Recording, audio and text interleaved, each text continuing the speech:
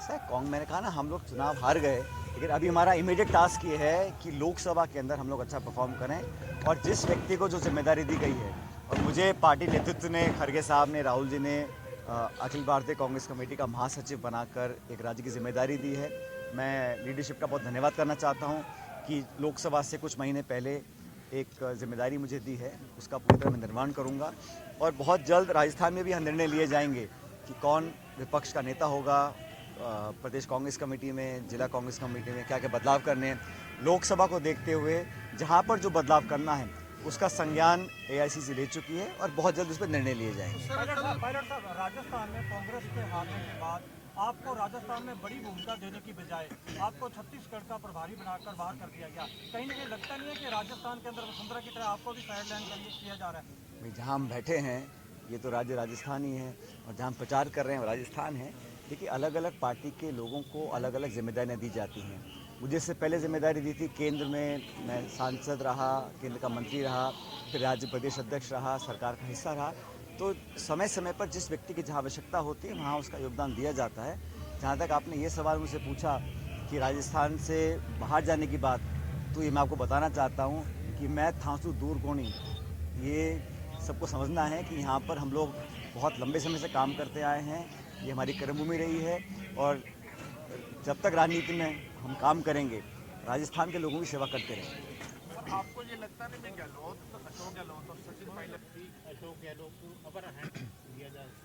पहली बात तो ये बात ठीक है, 4 स्टेट्स में हमारी सरकार सिर्फ तेलंगाना में बनी, लेकिन मध्य प्रदेश, छत्तीसगढ़ और राजस्थान में हमारा वोट शेयर जो है वो लगभग इंटैक्ट है, कई जगह बढ़ा भी है। हम चुनाव नहीं जीत सके, उसका दुख हम सबको है।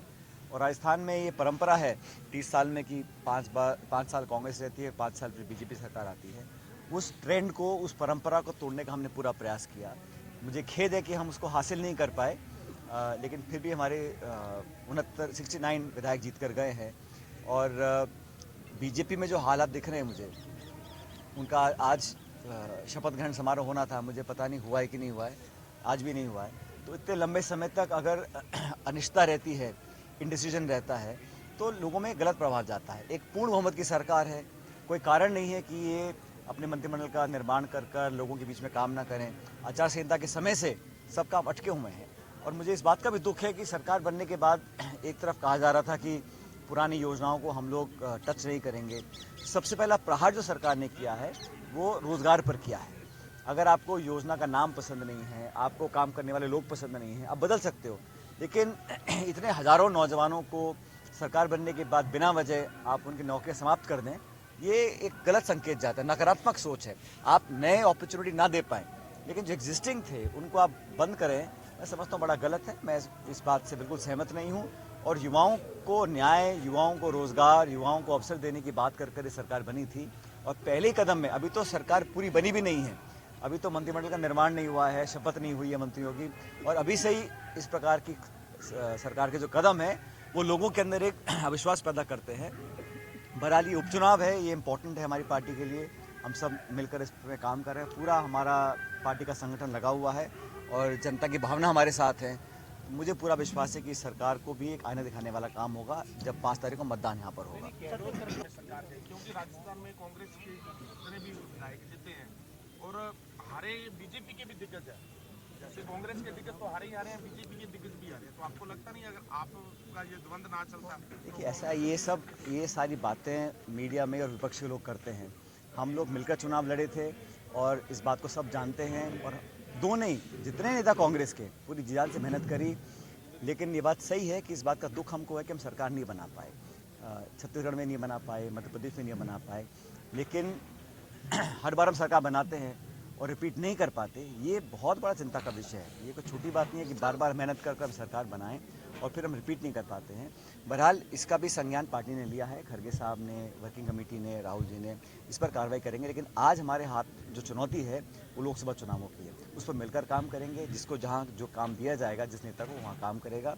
लेकिन बीजेपी की सरकार को 10 साल हो गए हैं, जनता सवाल ही पूछ रही है ना, महंगाई का, बेरोजगारी का, निवेश का, किसान का, नौजवान का क्या होगा। ये सारे मुद्दे जनता के समझ लेकर जाएंगे। अब राहुल जी के नेतृत्व में एक और यात्रा निकलने वाली है 14 जनवरी से, वो भी लगभग 6000 किलोमीटर की यात्रा होगी।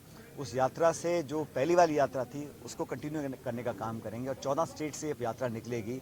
उसमें तमाम जो गरीब है, किसान है, नौजवान है, मजदूर, उन सब की बातों को उठाएंगे हम लोग, ताकि जवाबदेही तय तो करें।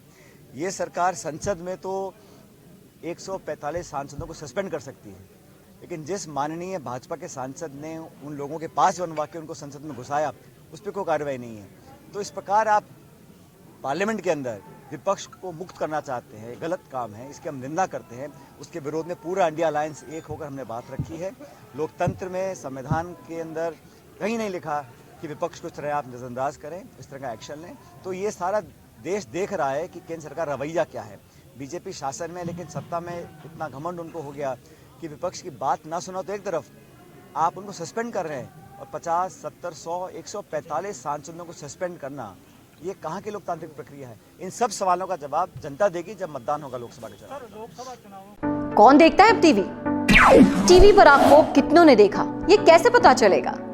घर घर इंटरनेट पहुंचने के बाद अब सब कुछ है डिजिटल। आपका वीडियो कितनों ने देखा ये हर पल आपको पता चलेगा, इसलिए डिजिटल मीडिया में बनाइए अपनी पहचान। 4.5 करोड़ से ज्यादा व्यूज और 3,27,000 से ज्यादा सब्सक्राइबर वाले राजस्थान के चैनल राजस्थान संवाद पर करवाइए कवरेज। ज्यादा जानकारी के लिए व्हाट्सएप करें 7339900549 पर।